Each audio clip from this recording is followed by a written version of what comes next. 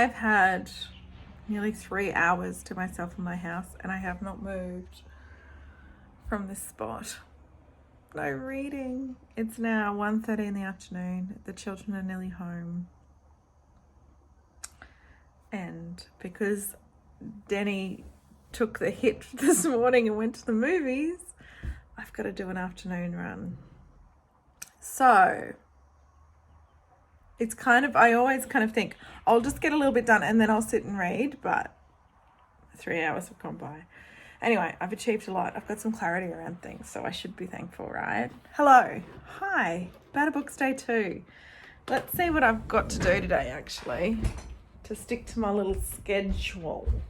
You know what I did this morning? I posted a Goodreads review. That's what I wanted to do this year, was to put a review up for every book that I read rather than just a star rating. So I did that. Go me.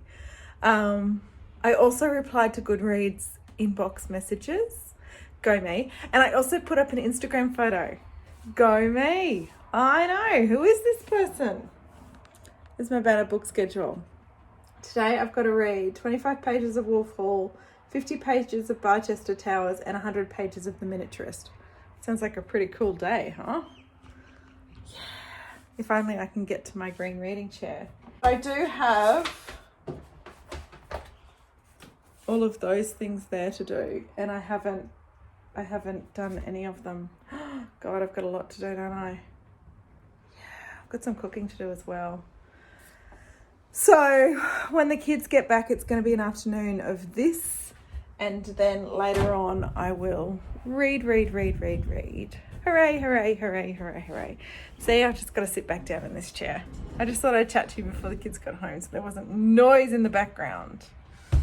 Okay, today's a day of, achieving things for myself. It feels really nice to have control of my life like that. I love it. So yeah, I shouldn't complain too much. I'm not complaining, actually. I'm feeling happy about it. I'm going to sit in our pool later as well. Okay. Hi. I'll chat with you later on. Okay, I've stepped away from my computer. Work is done for the moment. So I've decided I'm going to clean this mess up. But there's an overflow of my Agatha Christie's and the green Virago Modern Classics, which I just love. Aren't they awesome? So I thought I'd make some collections in the lounge room to handle that. This plant was in the corner and it didn't like it, so I've put it out here. I just cleaned it all up. So I've got some space there. So I think I'm going to put my Agathas over there and my Viragos on top of my bookcase. I've only got 3. Do I only have 3? Oh, I've got 4. I just love them. Look, can you see? What's that? Elizabeth von Arman. I love it. I've got 2 Radcliffe Halls. That's great. And then, yeah, the Beth book. So let's pop them over in the corner. A little collection in my corner here. There's the Frankie magazine I need to sort out. I'll put that down.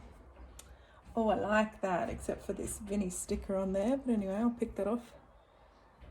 Isn't that pretty? Okay, and now I'll set my Agathas up over here.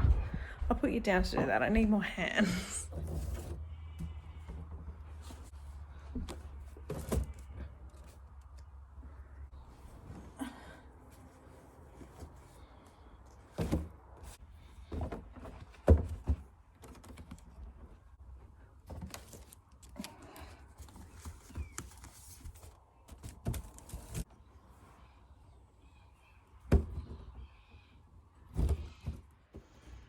There we go.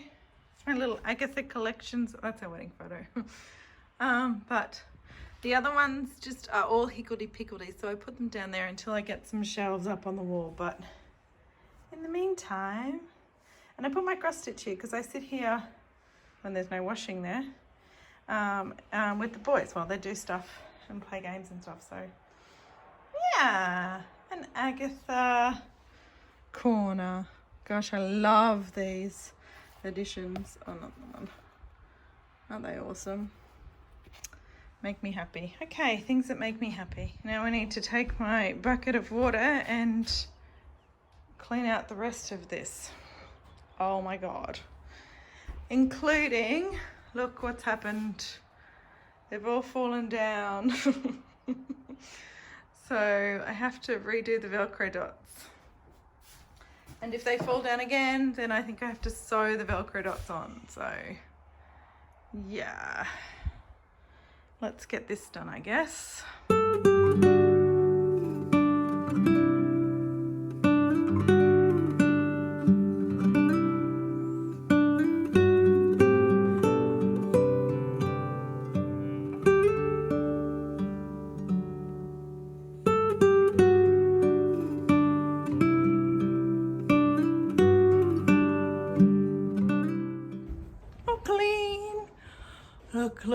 Look. Oh, what's that bit of paper on the floor? Oh, I've got to put that in there. Look. I did it. And I've got my lights on. Oh, I really am glad to have that done. Definitely. Okay. Let's see what else is on the list. We just move from one thing to the other. No time to enjoy.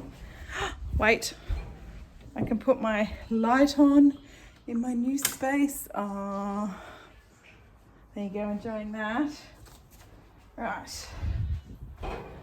Okay, let me just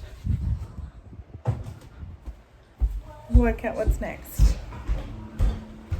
Let's not even talk about the state of my kitchen. I'll worry about that tomorrow. Oh! To show you, Danny painted our back door. It's black. You like it? I love it. I'll show you from down here. Excuse all the crap that's there, but look, we got a black door. I need to put window boxes underneath those windows with some flowers that bloom all year round. I think that would be pretty. Maybe some lavender. That's nice. Progress. Little projects finished every day. That's all we need to do, huh? Okay, let's look at the list. What have I done? I didn't do that. I cleaned my reading room. I did the Velcro dots. I did the Agatha and the green spines. That's that. I didn't go to the gym. I didn't do any washing tomorrow. I didn't clean the bathrooms. Let's do some crafting. Let's do the Aussie Rules Challenge spread. Okay, hang on. Just in case you want to do this too, this is Doddy About Books. I found her on Insta, and this is the Aussie Rules Challenge. So these are all the challenge prompts. I haven't actually looked at them yet. So it's kind of 2 a month. An Aussie book set in space. Holy smokes. Oh my goodness. This looks awesome. Okay. I need to check it, put it in my reading journal thing. Okay.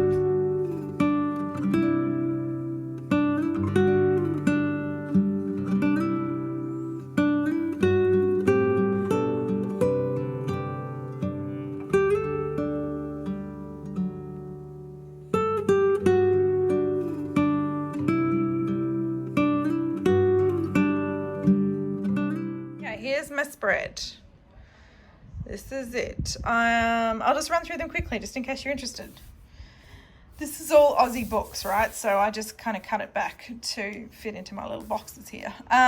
So a book by a trans or non-binary author, recommended by an Aussie podcast, a book of poetry or short stories by a First Nations author, non-fiction book by an author of colour, one of the Growing Up in Australia series, an Aussie romance, a book from the 2020 Stella long list, a book by a refugee, A book published in the year of your birth by a First Nations author or a person of colour. A book based where I grew up or where I live now. A book about being Muslim in Australia. Aussie YA speculative fiction. Oh my goodness, that's going to be an issue. A book by a woman over 50. Long listed for the Miles Franklin Award. That could be any year. A book about nature. Thank you for that prompt. I love it. Own Voices book with a disabled or neurodiverse main character. I like this one too. Historical fiction set at a time other than early settlement. Love it. By an under 25 First Nations author. A book by an under 25 queer Aussie.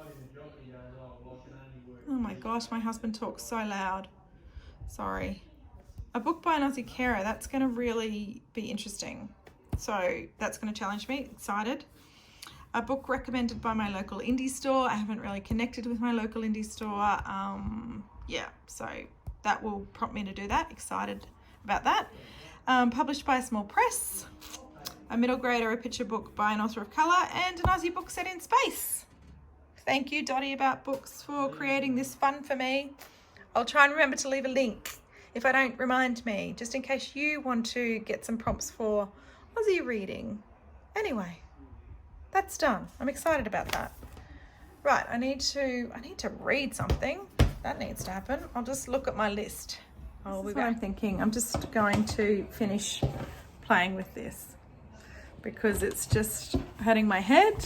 I need to eat something. I need to hang out with my kids. And then I need to read. So that's what I'm going to do. I'll come back to this later. I'm just kind of done ticking off the list. I've done a buttload today, like a buttload. So that's enough. That's enough. I need to read. Look, and there's a little one. Yes, my love. I have some milk. Milk. Sure. Do you need some help? I need to hang out with him, don't I? He's super cute. Right, I'm going to go do all of those things. I'll talk to you later on, guys. It's probably 7 o'clock now. Oh, God, I haven't read a thing. And it's 7 o'clock. The to-do list was too big today. It defeated me. I ended up in the Sugar Rush den with the little one. You love watching this, hey, Bob? I had my salad for dinner. I'll read in a minute. I made it to the green chair. It's nearly 8 o'clock. Oh dear, oh dear, oh dear. It's really nice to sit in a dust-free, clean reading room, that's for sure. Oh, I love it, I love it, I love it. For me to achieve what I was supposed to achieve for the day today, I need to probably do 3 hours of reading, and it's nearly 8 o'clock. So that's not going to happen, is it? I do have a stash of jelly beans. I stashed them under the chair. Anyway, I'm going to start with Wolf Hall and I've got a few more pages. I've probably got 45 pages of this to read. Oh no, I don't. 90 pages of this to read. I'm just going to sit with this and see how I go. I'm a little bit confused at the moment, to tell you the truth. We're with some cardinal guy, and I don't know whether I was not paying attention when he was introduced. So we started out with Thomas Cromwell when he was young, and then he runs away from his violent, abusive, horrible father. And we skipped 20 years, maybe? Yeah, we started out in 1500 and now we're at 1527. And he's hooked up with some cardinal dude, but I'm just not really understanding what's happening. So I need to sit and properly read it, because this has kind of been the book that I've jumped in and out of in between all the different places when we were out and about. So yeah, I'm excited actually. Right, I'll chat with you and hopefully by the time we chat again, I'll be less confused. That'll be a nice start.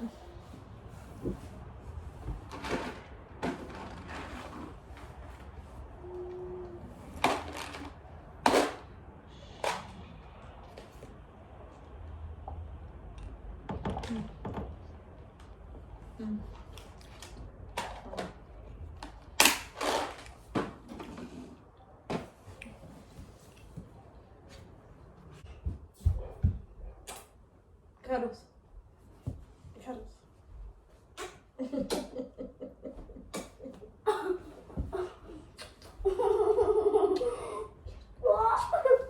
Hey, I love you. Love you too. Have a nice sleep. Okay, I'm behind. I was meant to finish this last week, but I finished the first part of Wolfall and I just wanted to chat about it. This is Cromwellathon and I was, supposed to check in last Sunday, but let's do it now. Okay. I've read it. I've watched Jason from Old Blues Chapter and Verse, his first update about this. And I also watched Elizabeth at the Bookish North. She did an update about it. And that's all I can find with the Cromwellathon hashtag. So those guys are rereading this. But this is my first time. So it's quite interesting, the difference that I feel in reading this for the first time. I think it's really cool. It's one of the awesome, wonderful things about reading books together, I think. These guys are picking up on little, bits of humor and Hilary Mantel's way of setting scene and all that sort of stuff. All I'm going is like, oh my gosh, what's happening? But I'm not going, oh my gosh, what's happening in this with this face. I'm going, oh my gosh, what's happening? I'm trusting the author. Does that make sense? Does that difference make sense?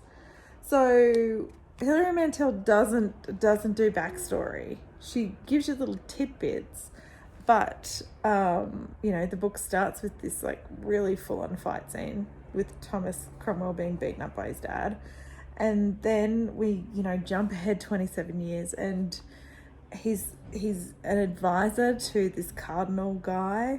I don't know any of this background. I don't know any of this history. So I'm kind of reading it thinking, oh, I need to catch up. I need to kind of fill in the blanks. But then when I notice that Hilary Mantel isn't doing that herself, I kind of have decided to leave it to her, because she has given me the confidence that I don't need to know everything. Does that make sense? If there was huge backstory and if there was huge discussion around how Thomas got to be where he is, or all of the royalty connections, which I'm still trying to understand, if all of that was fleshed out and I still didn't get it, then I would be worried. But because it's not, I'm kind of leaving it up to her to just take me through the story and through the book. So that's a cool kind of submission, I guess.